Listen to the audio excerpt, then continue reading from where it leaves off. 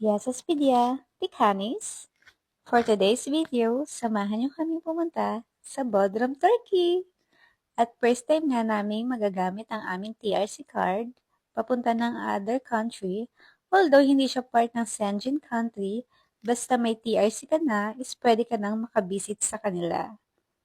So, kung nandito ka nga sa Kos Island, is alam mo na ang Turkey is kapitbahay lang natin. O, diba?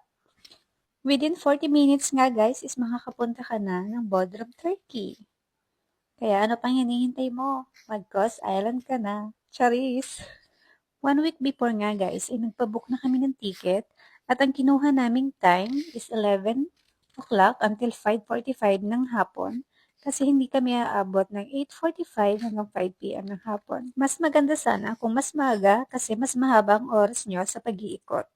Medyo hassle kasi kami guys, gawa na magmumula pa kami sa Cardamena. Almost 1 hour din ang biyahe papunta ng Kos. At ayan na nga guys, nakalampas na kami sa nag-check.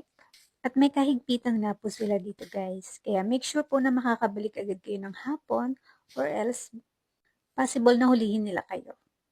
And thankful nga kami guys kasi pinayagan nila kami magsabay ng day off. Medyo may kahirapan kasi magpaalam sa kanila, lalo na sa kitchen guys. Kaya naman after 5 months pa siya bago nakapag-day off. Actually, pangalawang day off niya pa lang to. Last season pa nga namin binabalak na pumunta talaga ng Turkey kasi malapit lang siya dito sa Kos Island. Matatanaw mo lang talaga yung mga buildings nila. Kaya naman talagang nakaka-curious ako kung ano may itsura nito sa malapitan. Yun nga lang, wala pa kaming ID last year. Kaya naman, nung nagkaroon kami ng IDs, ito talaga yung una naming pinaplano na puntahan. Kasi malapit lang and 1 day tour lang siya. And manifesting na makapunta pa sa ibang lugar, lalo na sa mga Schengen country. Kasi ano nga ba naman gagawin mo sa TRC mo kung hindi mo man lang gagamitin sa pang-travel, charis. So, minsan, deserve din natin mag-alala, lalo na kung bugbog na tayo sa work at medyo nai-stress ka na sa mga nangyayari sa buhay mo, charis. So, ito na nga guys. Diba, ang bilis ng transition, kakasakay lang namin, is nandito na agad kami sa Turkey. Ito yung lugar na dati tinatanaw lang namin na puro puti sa malayo. Ngayon, malapit na. Malapit na ako sa kanila. Isa lang to sa island ng Turkey. Hindi talaga ito yung pinaka-city ng Turkey.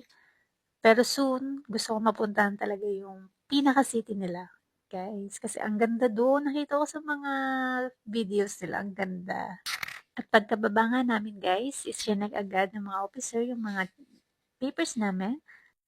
Konting lakad nga lang guys is nandito na kayo sa pamilihan nila na kung saan marami kang makikitang mga luxury brands, watches, bags, shoes, at marami din silang mga kainan dito guys. Kaya naman, sa puntong yan, naghahanap na kami ng pwede naming makainan kasi nagugutom ng mga person, wala pa kasing almusal. At advice ko lang sa mga gustong pumunta dito is magpapalit na kayo ng euro to lira kasi mas makaka-less kayo ng gastos kapag yung pera nila yung gagamitin mo dito. Kaso nga lang, yung dala naming lira is 1.5 lang guys. Kaya medyo namang problema kami dyan. Kung paano namin pagkakasyahin yung 1.5 lira, buti na lang is yung card namin na galing Greece ay pwede naming itap dito sa Turkey. Iko-convert lang nila yung price from lira to euro. Yun nga lang guys, pag yung ginamit mo dito is may ano siya, parang tax. Kaya mas maganda pa rin pag pera nila yung gagamitin mo sa pang-shopping at pambayad dito sa kanila. So, dito na nga kami kumain sa gilid ng dagat kasi mas gusto namin yung refreshing views. At pagod na rin kaming mag-ikot-ikot pa. Umiikot na yung paningin ko sa gutom. Charis. Pero sa totoo lang, ilang weeks na talaga yung nakakaraan bago ko nabuo yung video na to. Kasi nga naman, sobrang busy sa work, madalas pagod, at sasabayan pa ng katamaran. So, dahil nga mainit yung panahon, beer na lang yung in-order namin. Kahit medyo pricey siya, pag sa Pinas yan siguro isang case na. Pero worth it naman siya guys kasi maganda nga naman yung views. Talaga namang machichill ka sa ambience habang nagmamaritesan kayong dalawa. So, after nga namin kumain, dumiretso na agad kami sa mga pamilihan. Pero in fairness guys, ang mura ng mga t-shirt nila dito at ang gaganda na ng mga quality ng fabric nila. Ang lalambot at makapal. Bumili nga kami ng ilang pirasong shirt, sando.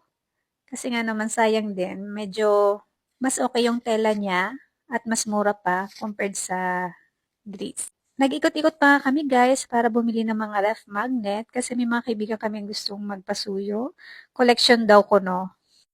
Ako kasi hindi rin naman ako mahilig mag-ipon ng mga ganyan kasi ang kinokolekta ko is memories. Uy, ang baduy. Basta isa sa pinakagusto kong mangyari sa buhay ko is makapunta ako sa iba't ibang part ng Europe. Lalo na ngayon, mas malaki yung chances naming makagala kasi dahil dito na rin kami nag-work. Plus, may TRC card na rin naman kami.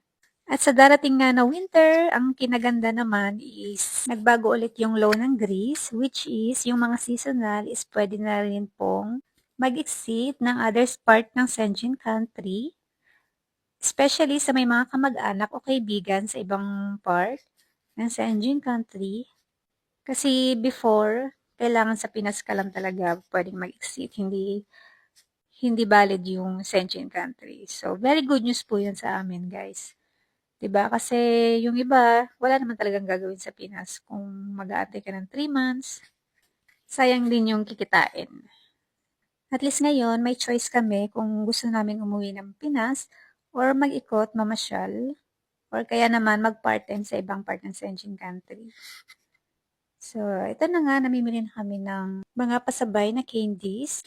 At napabili na nga rin si Dudong ng isa pang box ng candy kasi nga naman ang galing mag-sales stock ni Kuya. Kita mo yan. Naka 30 euro siya sa mga candy lang.